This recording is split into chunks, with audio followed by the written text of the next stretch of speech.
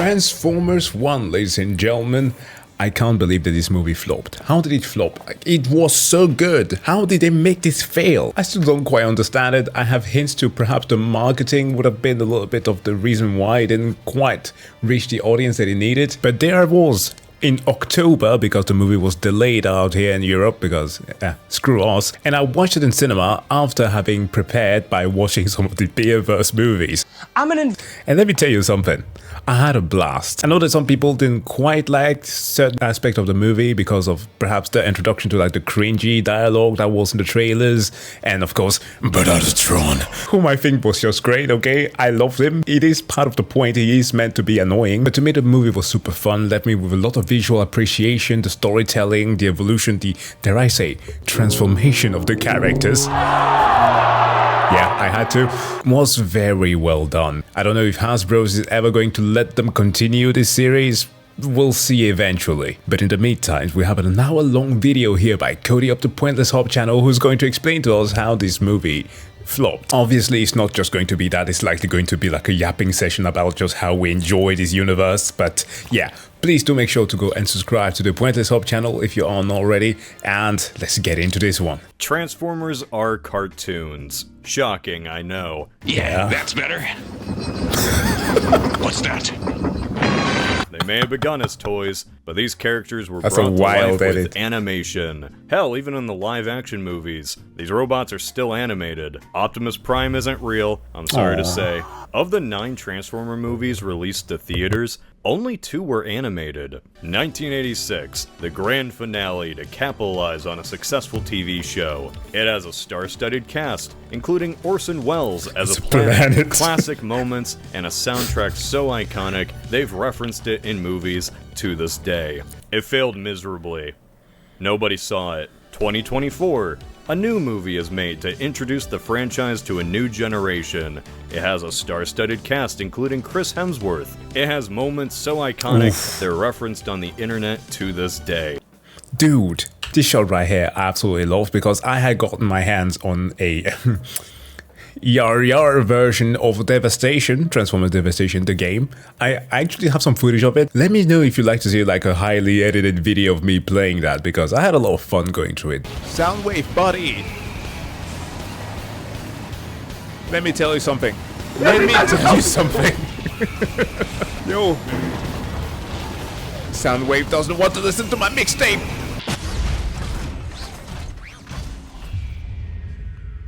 Oh no.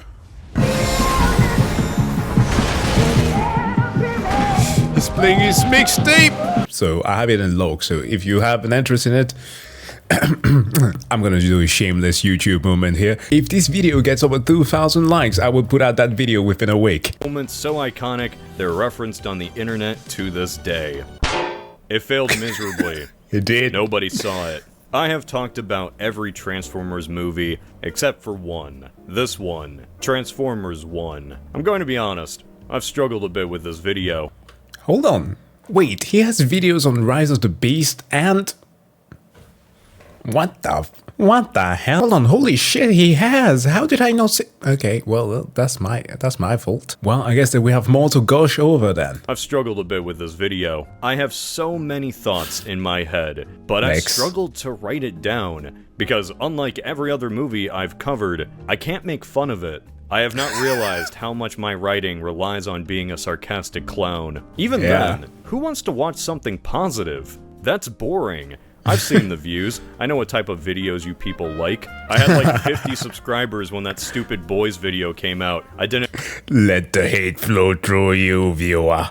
Know what I was hitching my wagon to. Spoilers for this video, but Transformers 1 is good. It's really good. It's so good, there isn't a lot to make fun of.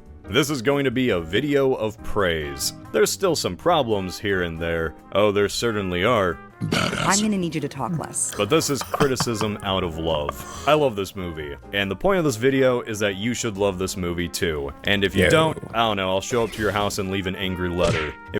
If you're not up for all that positivity, that's fair. Ginger, no! See you for the Fantastic Four video. But before you leave... Oh my god. If it makes... Oh my god. Okay, in all fairness, they are not as bad. Those first couple of movies are not as bad as Fan-Tastic. So, at least we are still going to get some praise, but still. Oh my god. Let me just say, this isn't a story with a happy ending. This isn't all sunshine and rainbows. Just like the friendship between Orion Pax and D16, we all know how this is going to end. But that comes later. As for now, I want to talk about Transformers 1 on its own. Because we might not see Transformers on the big screen for a while. And let me just say the old cliche, they saved the best for last. I remember when this movie was announced years ago, like 2015. Oh god, time just moves faster. All we knew was that it was a Cybertron origin movie. That was it. 10 years Think about that time. This was still in the era of the Bayverse. Last night would have come out for 2 more years. By this point, a Cybertron movie was just a vague concept, an unformed gas cloud of ideas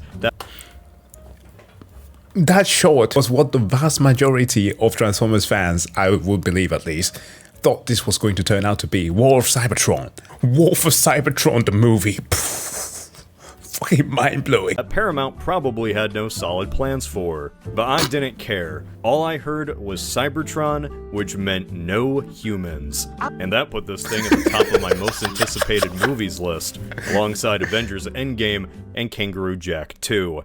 The years ticked on, life went on, and the Bayverse crashed and burned. Yet that Cybertron prequel was always a distant possibility. Only new info we ever got was that Industrial Light and Magic was going to be animating it, which was honestly pretty insane. ILM animating this. What would a Cybertron prequel animated by ILM even look like? Well, I can tell you what I first thought. War for Cybertron. Fuck holy yeah! shit, this is gonna be War for Cybertron, We all share the same brain cell. the movie. And then Bumblebee had that opening. Destroy the launch pad! Let none escape! And it was like, holy shit, is this what the Cybertron movie is gonna look like? People speculated and wondered. And when I mean people, I especially mean me. There were so many ways you could take this story. So many ways that Cybertron at its peak could be interpreted. So when that first trailer dropped, my first reaction was mixed. Did I hate this? Yeah. Whoa! I got a battle mass! I think I hate this. First impressions are everything. And that first trailer was bad. Okay. It somehow shoves in the worst clips from the movie to promote it. They used Keegan-Michael Key Bumblebee as the biggest selling point. Why did you do that? I mean, there's one thing there. The transformation with the car where everything goes except for his arm was pretty freaking hilarious. And there's a lot of that in the movie. They could have made use of that as like the comedic gag nature of this movie, which actually worked while you were watching it. Like the practicality of a lot of transformations was amazing. They actually got that right. But for a trailer, while we know that the appeal was likely going to be for children, we also know that Transformers fans exist, okay? It's not that we're like a complete minority that is super obscure. So I get that they just didn't quite find the right guy for the editing who could find a perfect middle ground to appeal to both camps, you know? The kids who just wanted to see a movie about the massive toys that they have seen on in TV through Hasbro promotions, and then us who have been watching the Beerverse and then the original animated movies. I think my man-child brain set me up for some disappointment. For those 8 years or so anticipating this movie, it never once crossed my mind that I wasn't the intended demographic for this Hasbro toy franchise. In my defense, though, I think Hasbro forgot for a while, too. So seeing that trailer was quite the bit of tonal whiplash. Really, it was just a terrible trailer in general. If you only saw this, you would think Transformers 1 was full of quips and jokey jokes. I have knife hands! I can see that. Which isn't bad at all. If it's intended for kids, then that's fine. But then they included the Badassatron joke. and the funny Bumblebee Man decapitating people. So like, parents aren't going to take their toddler to see this now. Then they included a Rolling Stones song that isn't going to appeal to anybody because who the fuck cares about Rolling Stones and Transformers? I mean, in all fairness, they kind of did that with the first Transformer movie, right? It went into the cinema to see mecha fighting against each other and then BAM! Murder! They only included this song because it's called Start Me Up. You know, the thing cars do. Instead of launching this movie into the public spotlight, marketing kinda just tossed out a fucking banana peel and watched this thing faceplant. I'm someone who loves everything Transformers, even the dog shit parts, and even I was put off by this trailer. Imagine how the general public felt. I mean, hey, we can check. Go onto the comments section of the trailer. It's just filled with people saying how the trailer is nothing like the movie at all. It just makes the film look so much worse. The trailer hid the fact that this was a good movie. How does that even happen? You know what? We're gonna make a list. Reason 1 this movie flopped: the abysmal marketing. It would have been better if they just didn't advertise the movie at all. It's not like the first trailer was just uniquely bad or anything. They all are, for entirely different reasons. None of them are particularly representative of the film at all. Every good moment in this movie is undermined by these trailers. Was it just that hard to advertise with out-of-context clips? Yeah, apparently, the thing that one dude on, of all places, fucking Twitter, managed to do better than the entire marketing team. It is... Yeah, okay, come to think of it, I can't make excuses for the marketing anymore. Did they just not know who the audience for this was? I don't know. All I know is nobody now cared about an origin movie set on Cybertron because it was advertised so poorly. An actual achievement. I am in shock. Hype was non-existent. The only hype that existed came from one guy on Twitter, the TF1 hype guy, holding it all up like Atlas. And then the movie actually came out, and people realized it was good. Sometimes, word of mouth is the reason a movie can see incredible box office numbers. Yeah. Well, in this case, word of mouth was the only reason anyone even showed up. But you know what? I'm getting ahead of myself. Bro, the promotion for Sinners. I was going to watch the movie either way, but when I got, like... from a friend of mine asking me, so, do you like Irish music? I said, kinda? What about traditional Chinese? I was like, wait, what are you going with here? How do you feel about blues? I was like, okay, what the fuck is going on? Final message, you need to watch Sinners. I was like, yeah, I'm already going to watch it, but sure, now you've made me even more invested. He's right, sometimes that's what you need. Transformers 1 begins 9 million years in the past, in a warehouse storing Energon. This little runt named Orion Pax is visited by Megatron, the coolest Transformer around. Tragically, Orion Pax gets in the way of Megatron's bullets because he's just so clumsy. Before he dies, Orion Pax is taken to Alpha Trion, who rebuilds Pax into Optimus Prime using parts from his garage. And so Megatron gets his ass beat by this new Optimus Prime, and the war between the Autobots and Decepticons begins. Transformers 1. What's that? Oh, that wasn't from the movie? One. That was from the G1 episode War Dawn? Yeah, that makes sense. I have to say, sometimes the term origin story kind of scares me. An origin story is such a fantastic way to absolutely ruin everything. It's a gamble. If it's done wrong, then you only undermine your own story. Oh. You might ruin any mystique surrounding the original. Oh my god, Prometheus is definitely something. They try to do that, what, 3 times now? Might make beloved characters seem stupid in hindsight. Or hell, elevate the most mundane story beats to farm that nostalgia. Wow, dude, Pride rock! It's a trap so many fall into. So why do so many still try it? Well, if you make an origin story work, then it really works. Yeah, it can, except for Mufasa. They try to give Scar, Taka, an origin story. Now, I can get behind just one thing, okay? The soundtrack was kinda bowling. The rest, What the fuck? Halo Reach and Red Dead 2 both elevated the events that came after, and so too does Transformers 1. There have been many origins for the Autobot-Decepticon war throughout the 4 decades this series has existed on God's green Earth. So where do you begin the story? How did the Autobots and Decepticons come to hate each other? Well, the reason why has shifted between each iteration. Mainly because nobody wanted to stick to the whole Megatron has always been a dick thing, though that is very funny.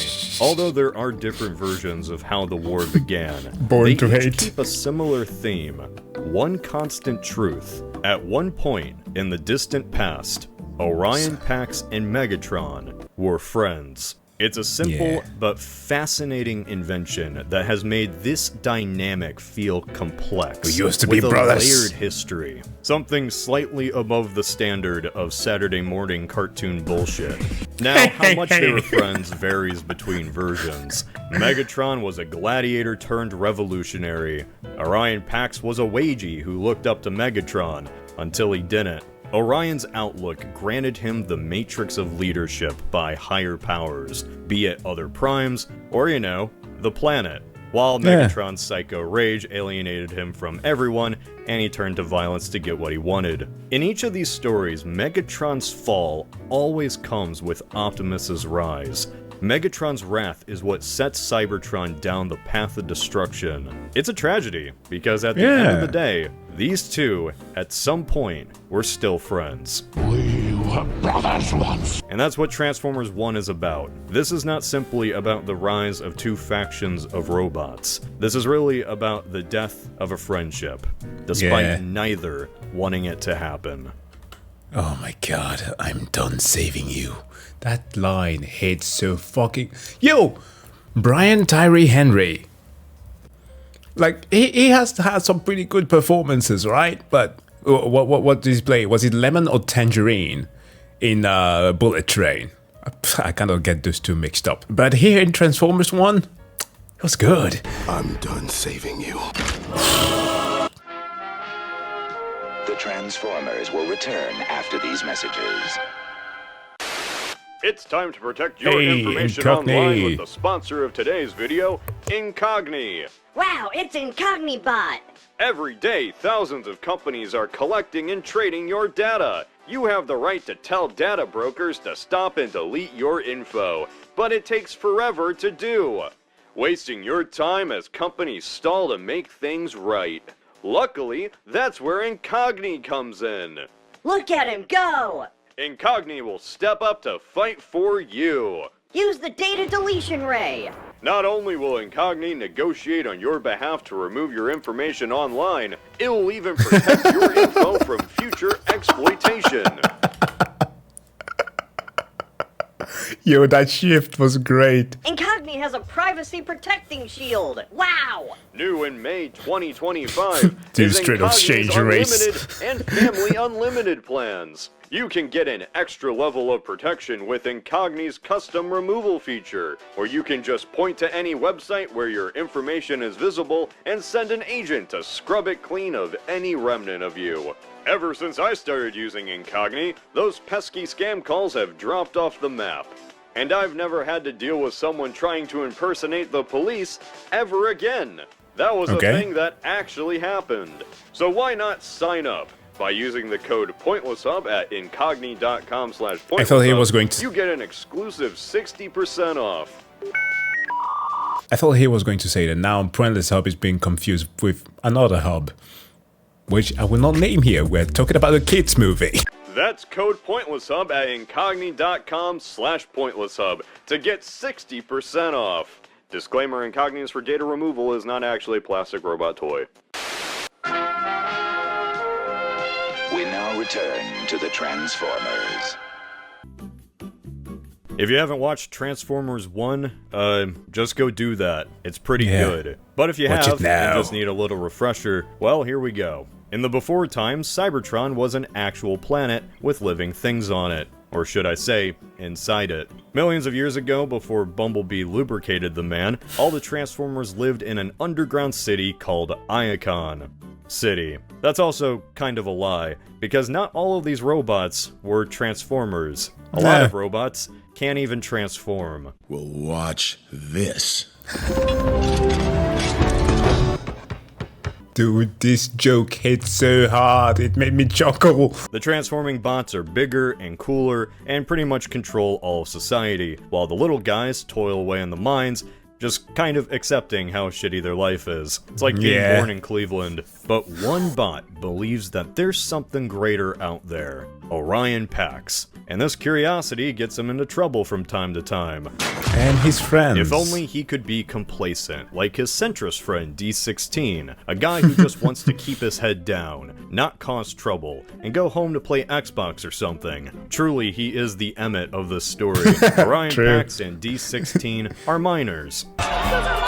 Things aren't quite awesome, but, you know, gotta go with the flow. Straight off centrism. And hold on. Did somebody say Dibrock Galactic, or did we say no Diddy?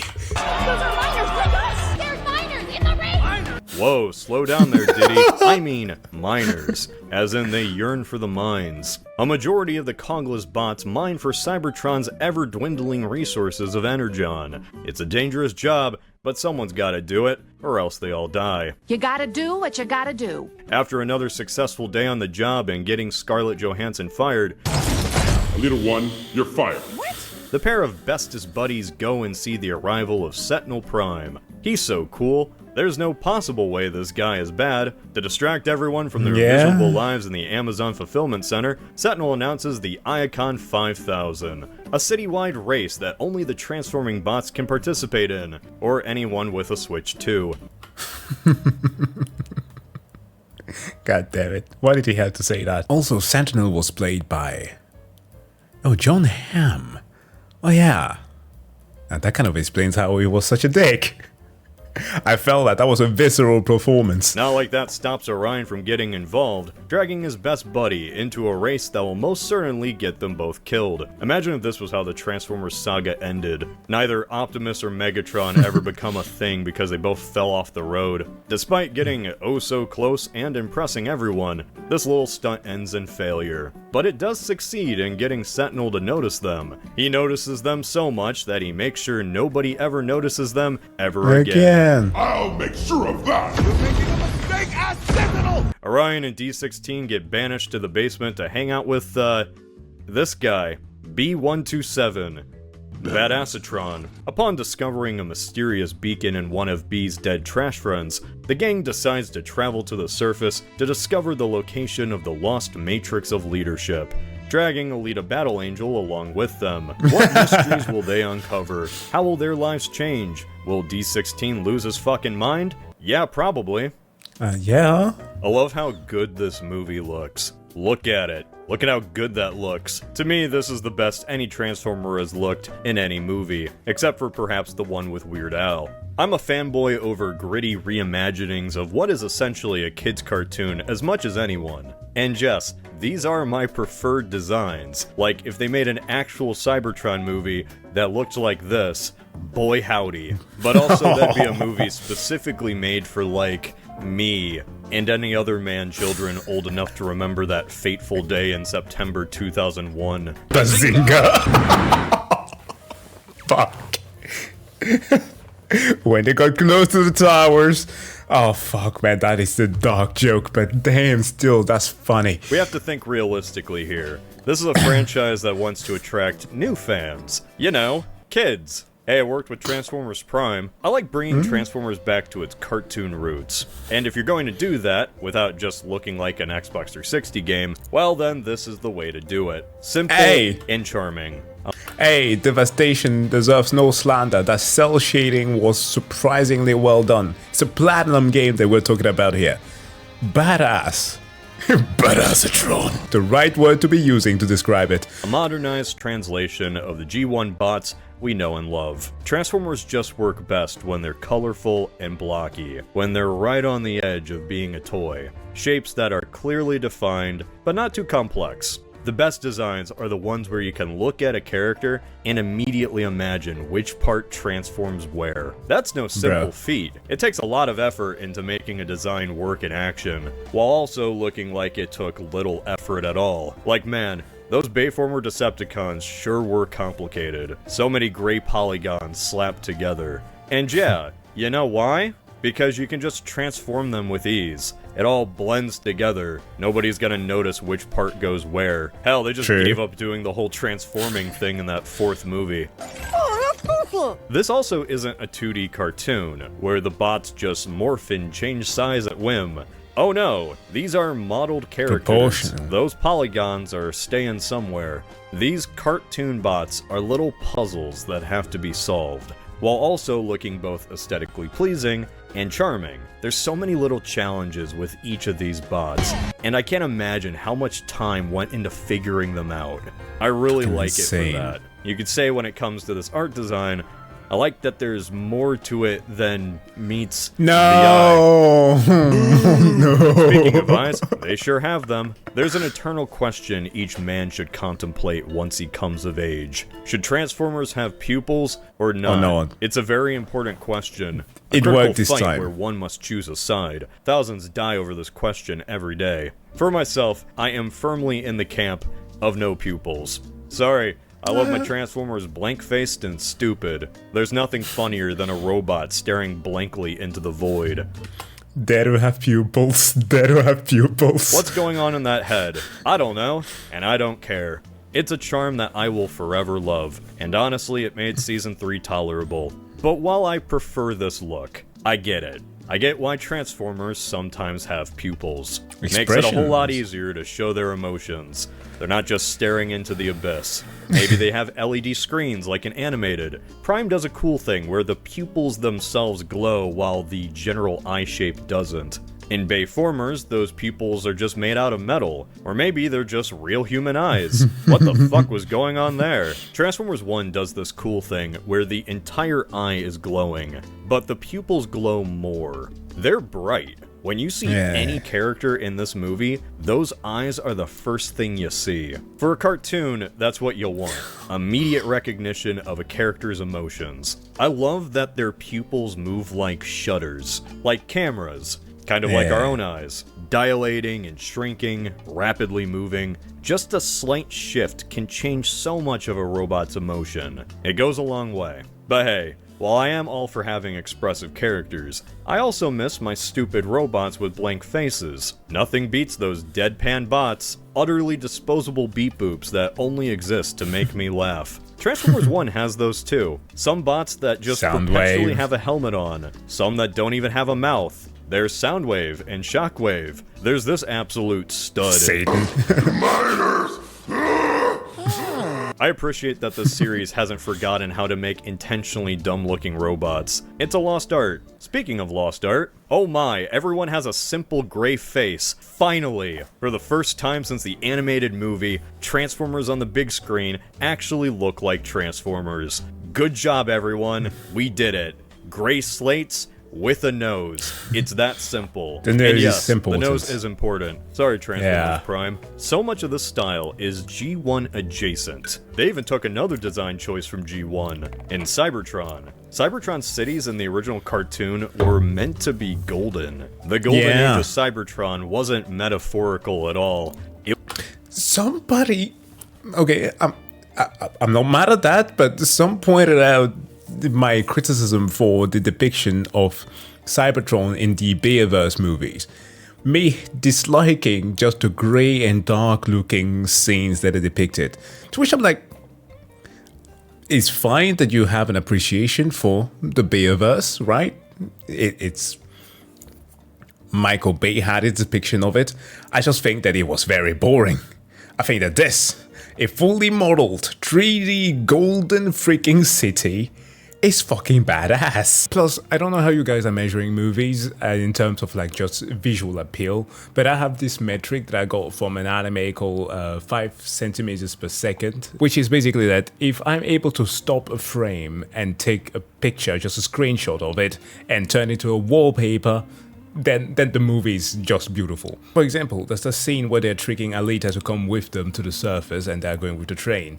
Just about every single frame on that was something that you will find in one of those like synthwave music that you will listen to for relaxation. It's just so pleasing. I could just take whatever shot I wanted and turn that into wallpaper. It was great. Literal. It only looks gloomy because the power is out. But once the power's back on, whoa boy. Well, that idea was used for Arakachnid City, the only city on the planet, like Starfield, and it just has a wonderful aesthetic of warm golds and whites. The entire city feels like a perpetual morning or evening. It's kind of wild how much effort went into the details of the city's buildings just as a backdrop. All of this was fully rendered and modeled just for it to be seen for like 2 seconds. In fact, in the behind the scenes, they even say the most complicated scene in the whole movie was the Iacon 5000. Not just because they had like 1,000 racers or something, but because they had to map out this whole city. I sure wish it wasn't blurry as hell in the theaters. I don't know if it's because movie theaters just haven't been updated, but it's wild watching something on the big screen, and it actually provides less detail than just watching the digital version. I don't know why, but this movie looked better on my regular TV at home than the giant screen at my local movie theater. Small complaint aside, this is a movie that helps with multiple rewatches, mainly because there's just always something new in the background. Yeah. Hell, kind of skipping ahead here, but in the final battle, Alita gets thrown into a building, and I never noticed until my third rewatch that this was a generic office. Transformers have offices, with computers, and cubicles. You see the sidewalk down there? Man. Imagine living in this world, and you're not one of the cool Transformers. You just spend all day on Excel. Hell, by the end of the movie, the miners don't have to work anymore. They're free. Energon is everywhere. Yeah, Optimus made everybody free. But for you, well, the only real change to your life is, now you can turn yourself into a car and commute to work. I don't know why I just say Transformers 1 as a shorthand for every decision this movie makes. I guess it's easier to write in the script, okay? I'm lazy. Movies, though, don't just spawn out of nowhere. They're made by humans. At least until AI kills us all. Someone had to write this, and someone had to direct this. Yeah. While there were 3 writers credited for the script, Andrew Barr, Gabriel Ferrari, and Eric Pearson, there is only one guy credited as director, and that's Josh Cooley. Normally, I don't like to put so much focus on directors, unless it's explicitly funny to do so. A director is only one cog in the filmmaking machine, despite what you might think. It's a collaborative effort. Yeah, Star Wars fans. It's like, it's always his fault. He is the reason for why everything went down the drain in the last 20 years. But his involvement has only been with less than a handful of movies. Don't inject facts in my feeling. Lots of visions go into that big old pot that eventually becomes a movie. Like the initial concept art that set the stage for what Cybertron even looks like, by production designer Jason Schreier. Yet when it comes to Josh Cooley, yeah, he did a lot. He had a distinct vision going into this. One that, without him, this just wouldn't be the same movie. Hell, he apparently even wrote a lot of the script according to Jason Schreier himself. Quote, made a lot of adjustments that he was uncredited for. So that's cool. Josh Cooley is a relatively new director, but he's had decades of experience in animation at Pixar. In fact, he even directed one Pixar movie. It was, that one. Ah. That's, interesting. Oh my god, he's the reason why this thing is all over the Disney. Dude, I cannot watch a movie with my kid without seeing this fucking spork. Anyways. Now, in his defense, even making that movie in the first place was a mistake. His contribution was just one of many in that whole mess. And if you could say anything about Toy Story 4, is that visually it looked pretty good. It was directed well. After that movie, he immediately left Pixar, so take of that as you will. And thank God he did so, because you can just tell in the behind the scenes how passionate Cooley is about this whole Transformers thing. So many pointless little details you probably didn't think about, but he did. Like, he decided against using motion capture for this movie, because motion capture looks bad. It'd make this silly robot movie look like something straight out of that Donkey Kong cartoon. You know the one. But he still used motion capture, just in a clever way. He used motion capture only to learn what not to do. Yeah, you know that final battle between Optimus and Megatron could have looked a whole lot different. It could have been two doofuses clobbering each other, but Josh didn't do that. He wanted to make this fight the most transformy thing you've ever seen. Bro! Every... So many moving parts. I cannot imagine this painstaking amount of animation that it went through making this. And it was beautiful. It's the work of art. Action. Every way Megatron and Optimus fight was meant to be in a way that only a Transformer could move. Like, let's break this down. So Megatron gets punched back, whips his cannon out to shoot, misses. Also, not just that. The way that he rolls back, right, as he's being thrown, rolls, decide not to stand up, right, as he gets to his legs, flips his torso back down to shift into tank mode. Dude, look at that! That is fucking insane! And the head going down, a move that they use a lot in the movie, like to avoid being hit. His cannon out to shoot, misses. Optimus, then to close the gap, turns into a truck, but only for a second, just enough to gain momentum to slide and grab Megatron's cannon. He rips it off, hits him with it like a bat, and then Megatron absorbs his cannon back and twists it around to shoot Optimus right in the face. All of that happened in like 10 seconds. That's why you'll rewatch the movie. You might not have even caught it on your first watch. But that's what's so good about this movie. There's always something new to discover on rewatch. Even a simple punch is more than just a punch, because Josh Cooley and his team wanted the fights to be something only a Transformer could do. Oh yeah, also, you know Optimus's exhaust pipes? That key part of his design since forever? Well, they're flamethrowers now. This guy came up with that. That's the highest praise I could ever give a director. But I will say, he did make one mistake. And that mistake was Keegan-Michael Key. I did not care for Bumblebee. What? He's a sister upon itself. B127. I love this movie. I really do. I recommend it to everyone I know. But it is so hard for me to sit down and show people this movie because I know we're going to get to that scene with Keegan-Michael Key as Bumblebee. I'm looking forward to great comedic moments.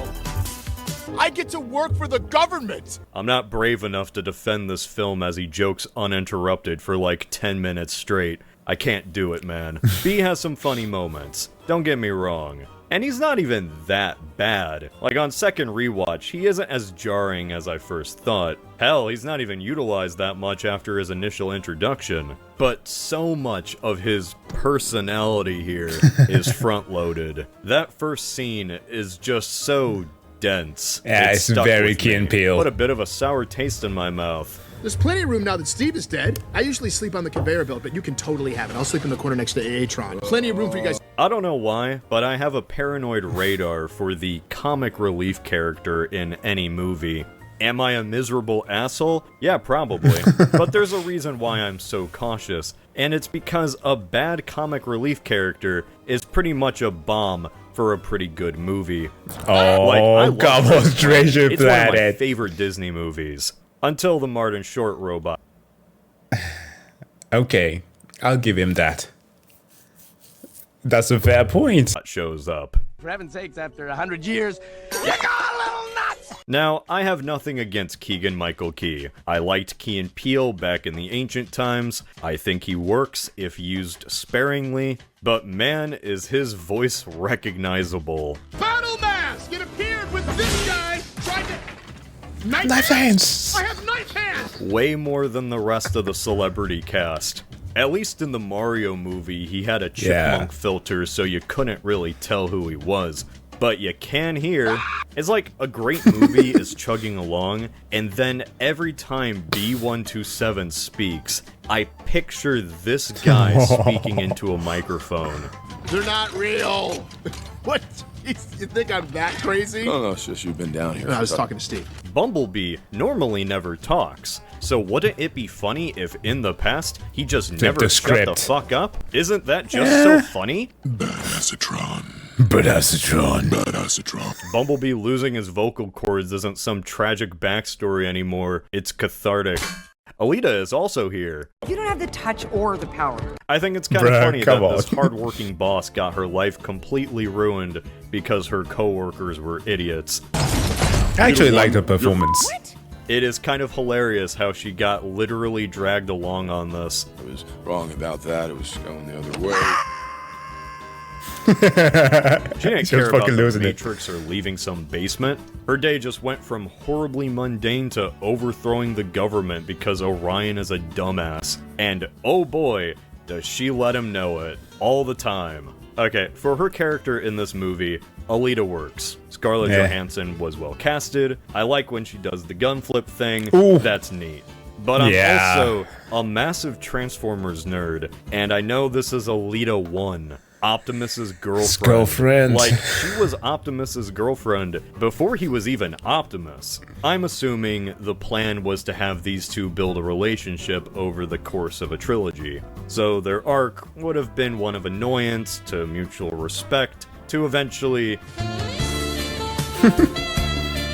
But at the same time, if you told someone who just saw this movie that these two are eventually going to have a romantic relationship, they would probably think, wait, robots can fuck? Oh no, they do even better. I've been on the internet long enough to, like Optimus, know about the Cybertronian culture. Preserve our culture. They'd also not believe you because there is just no hint of chemistry between these two. I'm not saying they should have chemistry even in the first movie, I just don't think their main interaction should be open hostility for most of the movie. Like, even when she gives him a pep talk, she's mean. I'm better than you. Yeah, okay, I'm hearing you. I don't know, maybe like tone it down 10%. Man, Sentinel Prime always gets the most brutal deaths in these movies. No, Optimus! So, years ago, at some convention, producer Lorenzo D. Bonaventura commented that Transformers 1 was like a prequel to the Bayformer movies. I have no idea why he said this. Why did he say this? There's no connective tissue here at all. And if there was, it literally got ripped in half. I think he just kind of said it. Well, that's crazy and all. What's even more nuts is that Sentinel was used as a twist villain. Twice. Actually, no, I take that back. He's not really a twist villain here. Everybody knows. He genuinely knows. was in Dark of the Moon. Nobody saw that coming. But he's not like the sheep in Zootopia. You know, the one who wanted to start a race war. Does Sentinel in Transformers 1 really count as a twist villain? If the second he's introduced, it's pretty clear he's the bad guy. Dude, that's like John Hamm in every single role. It's like, this guy's a dick. This guy's a dick. I don't care he's on a good team, he's a dick. I celebrate you. Humility and presence. That's leadership. I know this movie's intended audience was like kids, so perhaps the twist was meant to be genuine. Maybe this was effective if the only movie you ever watched was in a Fortnite match. As an adult, though, you're just kind of waiting for the main characters to catch on that he's bad, too. And also probably your kid. I kind of love Sentinel Prime as a character in any iteration he's in. And surprisingly, in the span of Transformers' 40-year history, there's not a lot. It's blank. For most of that time, he was really just a Transformers glup shitto that you wouldn't even know existed unless you read the comics. He was the vague before Prime. Who cares? But when he did start to get fleshed out later on, there was always one defining characteristic Sentinel had. Arrogance. This is regardless of whether he's an outright villain or just a minor asshole. Arrogance is Sentinel's defining trait. An example that just because someone is an Autobot, it doesn't make them a good person. Yeah. They really have to stop putting these things on every corner. I love him in the animated series, where he isn't even an outright villain for most of the show. He's just a rival jerk. The final obstacle Optimus needs to overcome before he truly becomes a Prime. His Gary to Optimus's Ash, if you will. Then they canceled the show before its final season, so we'll never see the resolution of that. Then after the whole Leonard Nimoy thing, he just became an outright villain. My point here is that years of comics and shows have led to what I see as the definitive version of Sentinel Prime. This version. Primus will surely... Yes, shut up. An arrogant, tyrannical, and eventually treacherous leader of the Autobots who Optimus needs to overcome, but who Megatron, funnily enough, usually kills. Except for that one time. This version of Sentinel is great. He's at the top of the world, incredibly arrogant, and he's so tyrannical, his own subjects don't even know they're subjects. The weak bots can do more than just mine energy. Outstanding. I love a bot that can think for himself. He's a fake Prime, the illusion of a hero, and man, I just can't help but feel like we've seen a character kind of like that recently. No. Yummers. Sentinel Prime is just Robot That's Homelander. True. This isn't just That's because true. he has the celebrity status and is also a bad guy. I mean, just so much The way he of reacts Sentinel to everything. is imbued with Homelander characteristics. You took it all. I sure did.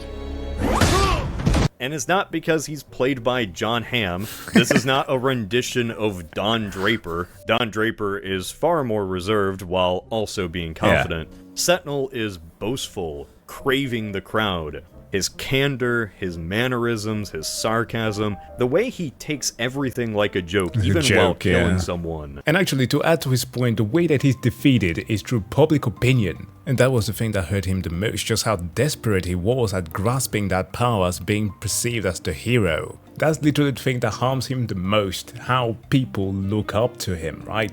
His public image.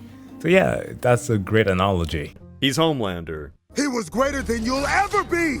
I don't know, I'm pretty great. That's not a complaint at all. I think it's a very genius way to evolve the character. This is something that was already happening naturally with Sentinel for 20 years. A self-obsessed fraud who will do anything for more power, all with a little bit of a smile on his face. It's a natural archetype for Sentinel to blend into, and let's admit, it's entertaining. It's why Homelander is the only reference you see about the boys anymore, you know, other than this. The way that Sentinel acts here is very crucial, because I don't think the movie would work as well if there wasn't a reason for the audience to empathize with Megatron. True. I mean, one of my, I guess, not quite gripes, but like, what I felt a little bit disappointed about this was that it didn't quite have that like Pixar I'm gonna make you cry moment. Sure, there was a lot of betrayal, that's the whole I'm done saving you moment, but the entire arc of Megatron was very well handled. His like slow descent into vendetta because he made the entire thing about him and not about the people, just like how Optimus did. I think that was super well handled, despite of course that I feel that they could have like held the emotion just a little bit, but then again, me complaining about that like a 29-year-old at the time, man-child, just wanting to cry over his robots. The Quintessons aren't the main villains of this movie, they're more like a force of nature. Sentinel is the real villain. How could Sentinel betray the Primes? They all looked so cool, like this guy, and that. Speaking of looking cool, Arakachnid. Yes, Arakachnid, not Arachnid. She's a spider that turns into a drone. She's my brother's favorite bot in the movie. Some real Nightbird vibes. Arakachnid is such a good yin to Sentinel's yang. A cold counterbalance to his fake warmth. He's mastered the art of reading emotions by conning everyone. And she doesn't even know how to fake a laugh. She is a blatant display of his real intentions whenever they're both in the room. She also cuts guys in half. That's pretty nuts. How fitting is it that this absolute unfeeling sociopath turns into a drone and can see everything, you know, except for the building. The drone aspect plays so well in how she even fights. The giant fan gets used as a shield, and then the shield is a blade itself, like something out of Doom the Dark Ages. She's light, but also so angular and razor sharp, if she even brushes up against something, it gets sliced. I like that both of these characters are more recent additions to the franchise compared to the classic line. Who would have thought that sometimes bringing in fresh faces to a decade-old roster of characters actually reinvigorates a franchise? I just summoned the hatred of 1,000 suns from certain Star Wars fans, but God, I find it kind of funny, okay? I find it funny. I'm not saying that there aren't mistakes that are being done, but like people have got to chill when it comes to some of the new entries. They also do good things. Crazy, huh?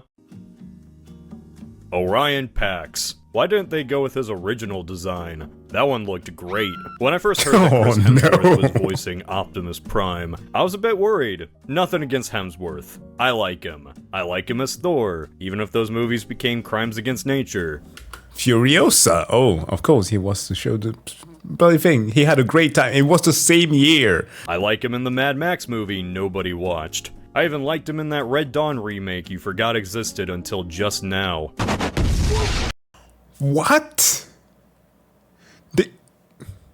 Okay, I need to check this out. What the But at the same time, like, come on. This is Optimus Prime. Peter Cullen is Optimus Prime. They're so intrinsically linked, it just feels wrong having someone else take the mantle. And but like, a younger I get version? It. Cartoon movies are only made now if they have a celebrity name to slap on the poster. It's just the nature of the beast. And the excuse that he's playing a younger version kind of makes the change a little less drastic. And speaking of age, let's be honest, Peter Cullen is getting up there.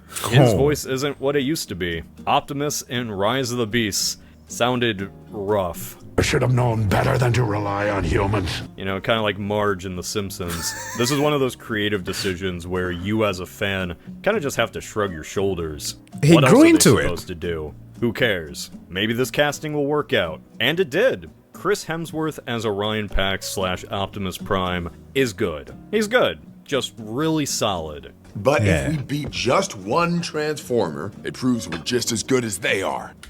That was kind of weird though, with the American accent coming from his part.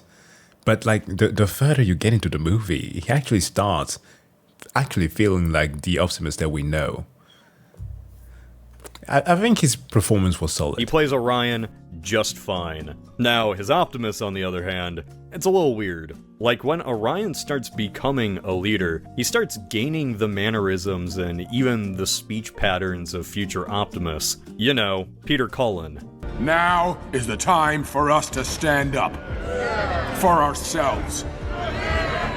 And it's an intentional choice by the movie to do this, but like no one else changes their voice. D16's voice just sounds a bit deeper, but he doesn't sound like the original Megatron. Does anyone else get what I'm talking about? Do I sound crazy here? He was sometimes rebuilt. It works. And sometimes it sounds like Hemsworth is trying to do an impression of Cullen's Optimus. The line between friend and enemy is not as clear as I once believed. We know not where he came from, only that he held the power to take franchises and devoid them of life. I don't know, it's just a nitpick. It doesn't matter. Funnily enough, the only reason I'm bringing up the voice acting is because I'm kind of struggling to say anything else about Orion Pax. Like, I forgot to bring up his character in the first draft of the script. He starts off a little punk and then learns to become a hero. His idealism is the spark that sets all of this off. He's kind of like the worst friend, but still very lovable. Because if it wasn't for him, D16 would still be fine. Of course, the event of the movie would not have progressed, but like, he's too brash. Way too brash. That's it. He's a decent character, but also, he's like a blank slate. He's only as interesting as the characters around him, ones that he can bounce off of. And that's why it's impossible to talk about Orion Pax without talking about D16.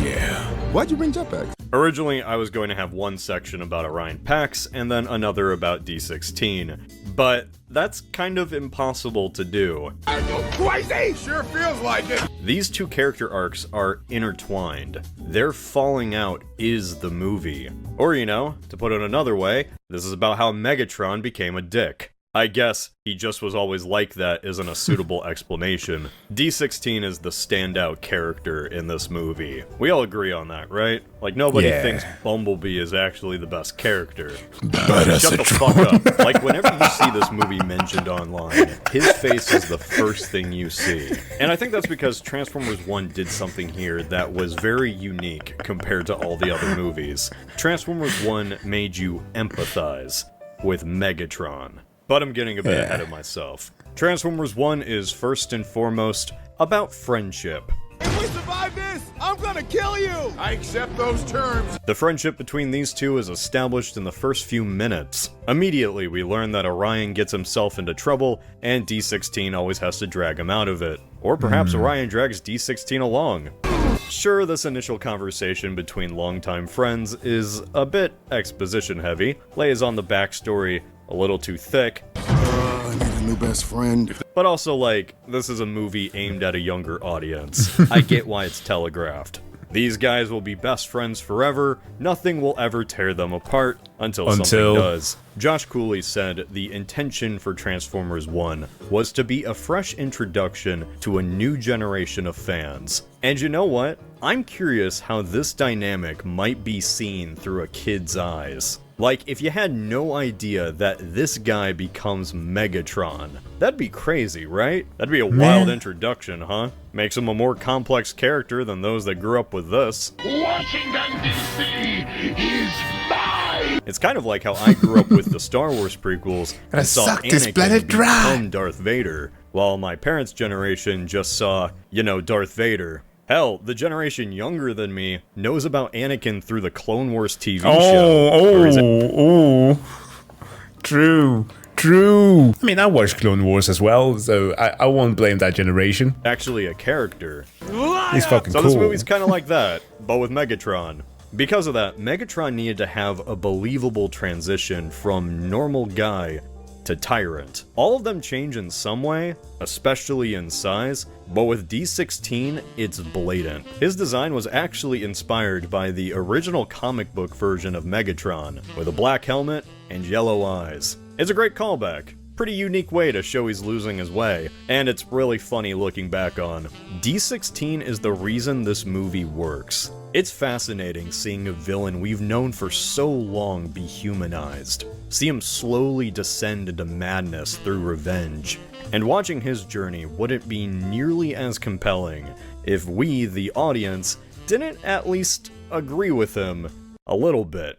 Oh yeah. Think about his Sentinel smirking face. And there's no better way to do that than by making the leader of the Decepticons start off as a pretty chill guy, played by Brian Tyree Henry. Brian Tyree Henry is kind of that guy who gets sprinkled into things. He's like the one tolerable human character in the Godzilla Kong movies. Oh, it's really cool. Thanks. D16 starts off carefree, and then in one single day, he cares too much. As Yoda says, giving a shit is the path to the dark side. It's funny how D16 fanboyed so much over Sentinel Prime. Like, no alarm bells went off about this guy at all. Even after a conversation with him ends with them being chucked into a level below the basement. Man, guess that was just a wacky mix-up. The revelation that Sentinel Prime was a fraud and working with the Quintessons hit the gang pretty hard, but it broke something within D16. You could argue the other three had already some bad relationship with the current system. Orion wished for a greater purpose, Alita was fired from her job because her co-workers were idiots, and B was locked in the dungeon. But D16 for far too long. was the content and idealized worker, the perfect normie. For him, up until a day ago, life was fine. He worked in the mines, but he was a miner. That's what they do. Sentinel Prime was the hero of Arakachnid City, the brave leader who risked his life going out onto the surface to find the Matrix. And now, D16 realized he's been slaving away for a fraud who killed his hero, Megatronus Prime. Now that he has a cog, well, now he has the power to stop Sentinel. Don't you want to stop him? No, I want to kill him! I just love how everyone is shocked by this, and then there's Alpha Trion sitting there like, yeah, I get it. Now, I've seen some people wonder why D16 flips so quickly, and I don't know, it makes sense to me. If you suspect something is wrong, and then find out your suspicions were correct, you're not gonna be too shocked. It's like dipping your foot in the pool before getting in. But if you thought absolutely nothing about your life was wrong until the very moment you're blindsided, well, that's like getting your head dunked. That's why D16 flips so quickly, because from now on, he won't trust another leader ever again. Rise up! He's now clearly self-destructive, doesn't care what happens to himself. And this is where these two characters truly begin to split. D wants revenge, while Orion wants justice. What I like here is that this movie kind of elevates that typical revenge isn't good cliche by making revenge here the logically worst choice imaginable to do. Like, objectively, Orion Pax is correct in how to approach this situation, both for reasons he knew and those that he didn't. It's a good example of why the Autobots eventually always win, and why the Decepticons don't. You know, other than plot armor. Orion had a plan to expose Sentinel for his crimes by capturing Arakachnid. If Sentinel's image was ruined to the public, then he could be taken down by the people themselves. Orion inspires the miners to join the fight. Without the miners, the train would have been stopped before it hit the tower. I'm not showing footage of the towers. Must resist the urge to do it. No memes. No memes. Also kind of doubted that's become a thing, but like, it's... How long has it been? Almost 24 years ago. I'm not making the joke. I love that the miners evolved to become the front line of the Autobots. By destroying Sentinel's reputation, it leads to a smoother transition of power as everyone sees him now as a false prime. Now, did Sentinel deserve it? Sure. But did he really need to start blasting everything immediately after? Burn it down! All of it! No. If I have one complaint about this movie's writing, it's having Megatron and the old guard shoot everywhere, even after Sentinel is dead, in, anger, I guess. Like, sure, you can explain this as they're tearing down the old idols or whatever, but really, I think it was just the movie's way of having chaos before Optimus's arrival. Literally flying in to save the day to stop the destruction. At the same time, though, the Decepticons are violent morons, so this isn't entirely out of character for them. In the end, Orion's plan was simply the best way to bring Sentinel down and maintain peace. D16 would have just brought chaos, especially as the new bots in charge would just be the High Guard with Megatron at the head. It's best for Icon City that these guys weren't in charge of anything. I want him to suffer and then to die in darkness. There's also another factor here. Orion was objectively right, but for a reason nobody else knew. Nobody, not except even for himself, the fucking planet. So, by sacrificing himself to protect Sentinel, Orion Pax proved himself worthy to the Transformers god, Primus. Primus then granted him the Matrix of Leadership, which had been missing since the end of the Quintesson War, making him a true, genuine Prime. Hooray. With the Matrix, all the robots are given back their cogs, and on top of that, Energon now freely flows throughout the planet. Now I get the message. Orion Pax proves himself worthy of power and becomes Optimus. This is a staple of his backstory. But at the same time, I want to be a little jerk about this. Imagine how much this must suck from Megatron's perspective. Your life is a lie.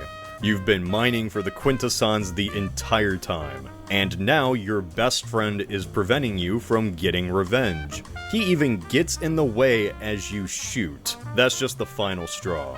Sure, you might be a bit emotional right now, but who isn't? Plenty are cheering your name, yet suddenly, your friend comes back. And not only that, he's been granted the Matrix of Leadership, just to kick your ass. Afterwards, he banishes you. Then magically, after you leave, your ex-friend's new pals all get an upgrade. Energon now fucking comes out of the Meaning planet itself. the entire job you It's all spend your life rigged. doing. It goes all the way to the top. Or I guess the center of the planet? Yeah. The movie bombed. Terribly. Bumblebee made $460 million. Rise of the Beasts, $441 million. Transformers 1, $130. Explain. Explain. It only made $130 million at the box office. And you can't just say it's just the Might not have marketing. even made back No its way. budget. Regardless of where you slice it, this movie failed. Truly, truly failed. Audiences just did not show up to this. I very much wish that this movie could get like the Elementals treatment. Remember there was this... Was it Pixar? I think Elemental was Pixar. Regardless of which, the movie was actually pretty good. I actually quite like that. It has like an insane amount of representation from different things, and the animation is pretty splendid.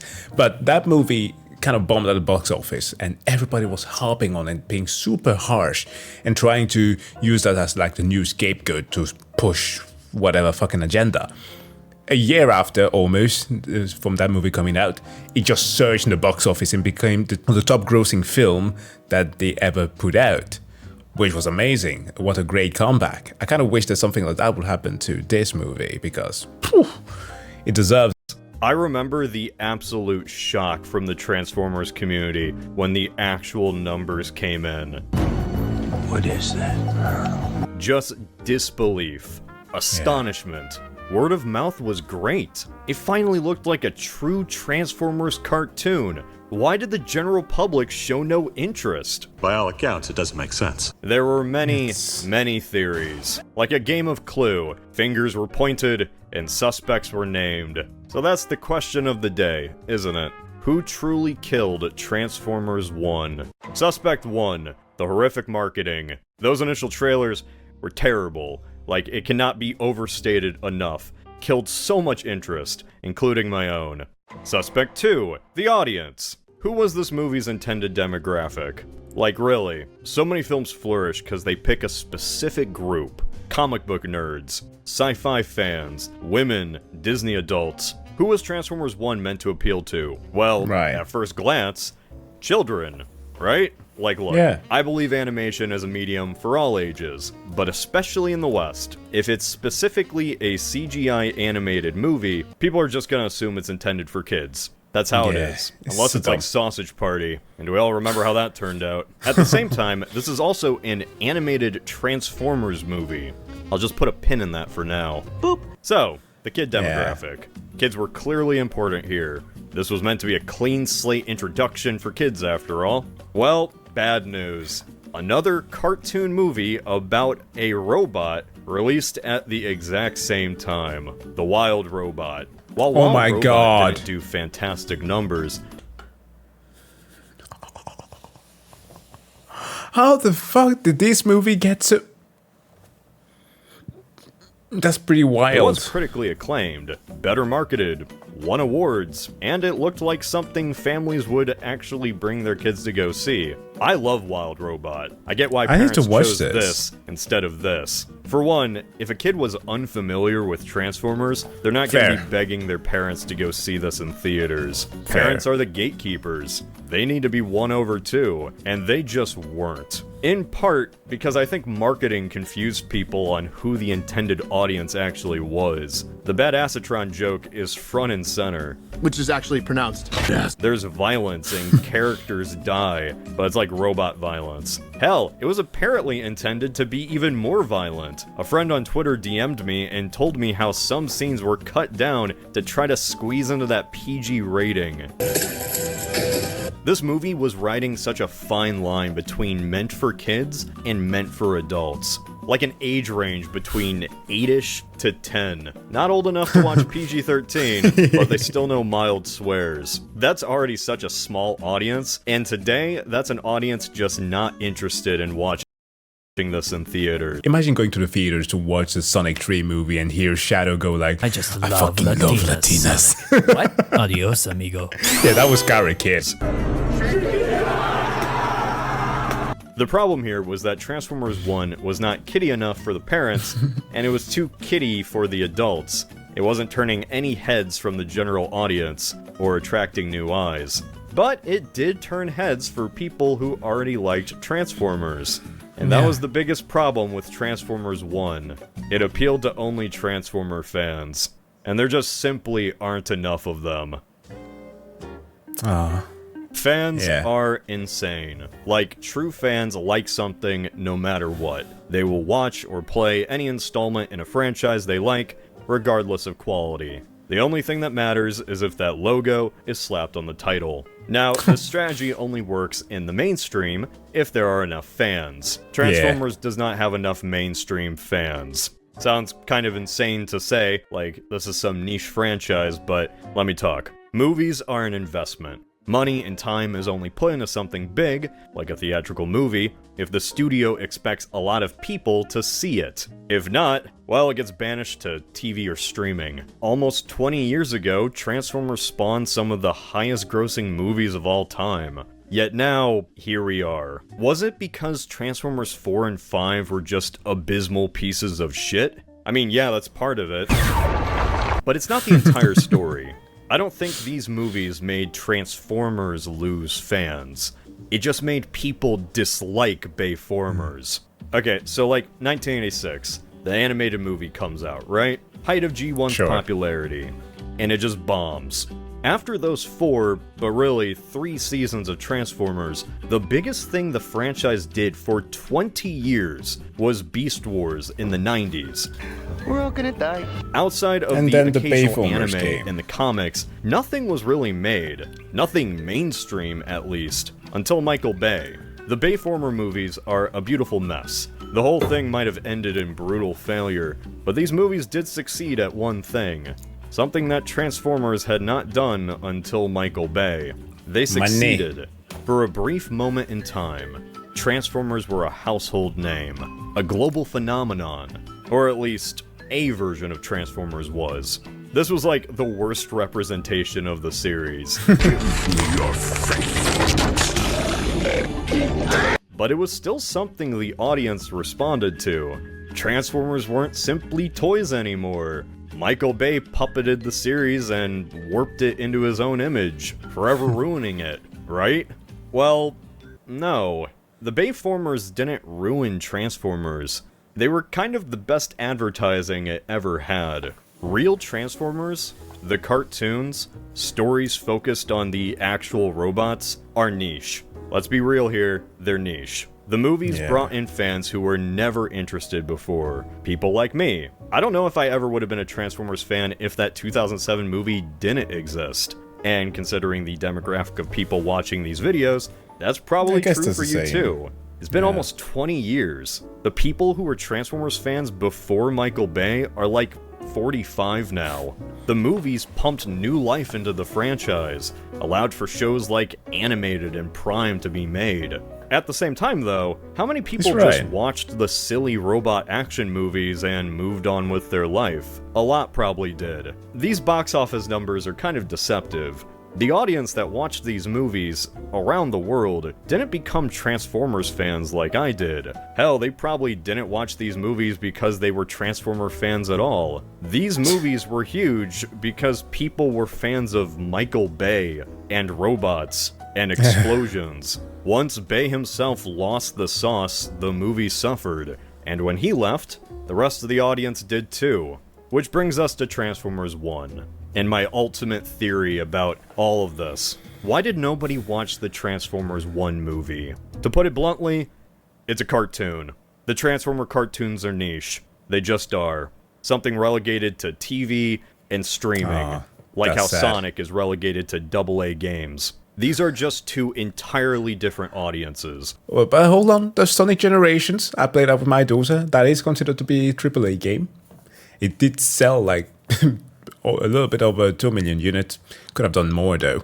But yeah, I get his point. What defines a Transformer is not the cog in its chest, but the spark that resides in their core. We'll put a boot in your ass, it's the American way. Most of the people that came to see the Transformer movies in theaters just wanted to see a dumb summer movie with explosions. Like 5% probably knew that Soundwave turned into a boombox. People haven't left the franchise because of Michael Bay, they were just never into it. We're now just back to a time before 2007, where the fans of the animated Transformers content are all that's left. And the sad news is, there just aren't enough fans to justify an expensive animated movie by ILM starring Chris Hemsworth. Just like there wouldn't be enough Sonic fans to justify the budget of a Call of Duty game. It's a bad investment, and sadly, right now, Paramount sees Transformers as a bad investment. At least when it comes to the big screen. No franchise ever truly ends. Many franchises never return to the heights they once did, but they aren't dead. They just go to sleep for a while. We're certainly never getting another animated cartoon like this again. And there's just something tragic about that. That's right? unfortunate. They started something really fascinating with the story, and I would have loved to see it continued, but... Oh, depending on whether or not he's gonna drop that at the end of the video, I hope he knows. It probably won't be. At least as a proper sequel. Maybe one day we'll see Transformers 2 as a Paramount Plus exclusive, with all the voice actors replaced in cheaper animation. There's such dedication and effort put into this film, and it clashed with the cold reality that nobody gave a shit. Well, not nobody. There was certainly one guy who really cared. While the audience failed this movie, while Paramount failed this movie, there was one guy who stuck with this movie till the end. The real hero. TF Hype Guy.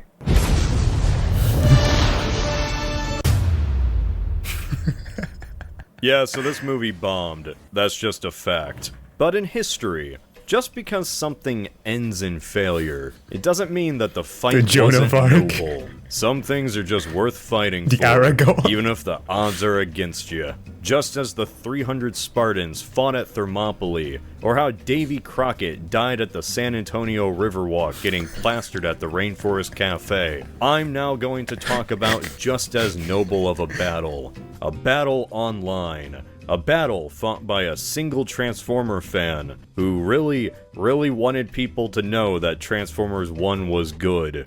This is the tale of TF Hype Guy, a Transformer fan on Twitter who had been literally counting down the days for this movie to come out. And then it did, and he saw it, and he needed everyone else to see it too. You see, TF Hype Guy began posting everywhere. On Transformer discussions, on movie discussions, and soon that just wasn't enough. So he started leaving comments on entirely unrelated posts. What the fuck? Yo, Joe Biden. Things that had nothing to do with Transformers or movies. The man could truly not be stopped. This was a man on a mission, a crusader, and soon the internet was going to be converted. Now you might imagine that if someone just invades random comment sections talking about an animated movie, people might get annoyed. And yeah, some were. He wouldn't stop talking. Even when he was unconscious? Especially when he was unconscious. But here's the thing, most people weren't. Yeah, he became a legend. The whole thing stopped kind of being about the movie. You just wanted to know where TF Hype Guy would strike next. He was like a real-life muscle man. You know who else? A reposting Rickroll. Would he show up to your tweet and talk about Optimus Prime? Perhaps. The funniest thing here is that he really did his job well. This single guy with a fan account did better marketing for this movie than Paramount. I've seen people get interested in this cartoon because the funny hype guy wouldn't shut up about it. Like I said, fans are crazy. Oh my god, seriously? He did the comment there? That's amazing. No, I don't think we will. And unfortunately, we won't find out what the Quintessones are if we don't get the sequel to Transformers 1. Oh, what a legend. But being a fan can also be a beautiful thing. And being a Transformers fan can be the best thing. After the hype of Transformers 1 truly died down and the dust settled, TF Hype Guy could sleep well at night knowing that he did literally everything in his power to support the film. And one person recognized that support too.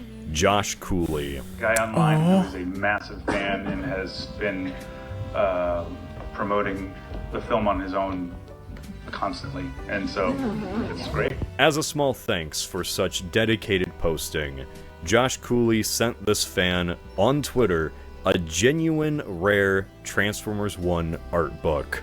And to me, that's just beautiful. I guess that's the end of all of this, really. Holy shit, can you imagine if Bay contacts Cody? Yo, dude, you are my biggest critic. Here's a book signed by both me and Mark Wahlberg written The Inventor. There are no more movies planned. The franchise will probably lie dormant for at least a while. So I guess I like the idea of this massive series ending its run with a director saying thank you to a fan for really liking his movie.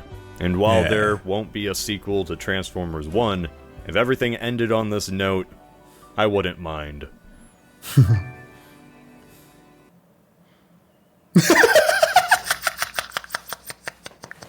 Are you fucking kidding me?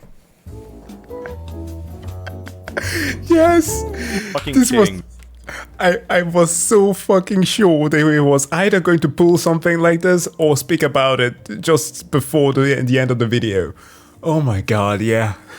I saw that tweet, my mind fucking exploded. I was like, no, ain't no shot this man is actually gonna do this. If Bay has, I think he has learned a little bit. Did he do the 6 Underground and all of those movies? Perhaps he has refined his style and isn't so crass in terms of his humor and all that. Well, it also depends on who is helping him write the movies. But let's be honest here and have no hopes, okay? This is not the same direction at all. Holy shit, this was an awesome video. I absolutely loved it. Great job on Cody's part for recounting this entire thing. Oh man, I really wish that we could get a sequel. I'm kind of mad at Hasbro, especially at the moment with how they're handling D&D. You perhaps have heard about the whole drama that's going on there with Dungeons and Dragons, and especially with the affiliation to Baldur's Gate and all that, but that's a completely different issue. I really do hope that they managed to get this through. I know it wasn't successful as every single movies need to be today. They need to make like twice the revenue and not just break even, which again, it hasn't even done yet. But come on, we need it. Anyways, folks, thank you so much for watching this video. As always, if you liked it, don't forget to hit that like and or subscribe button. Make sure to go and follow or subscribe to Cody on the Pointless Hub channel. And of course, that reminder there, if this video gets like 2k likes, I'm gonna put out that one video on Transformers Devastation. Great game. Anyways, wish you all to have a wonderful day and see you guys in the next one. Bye.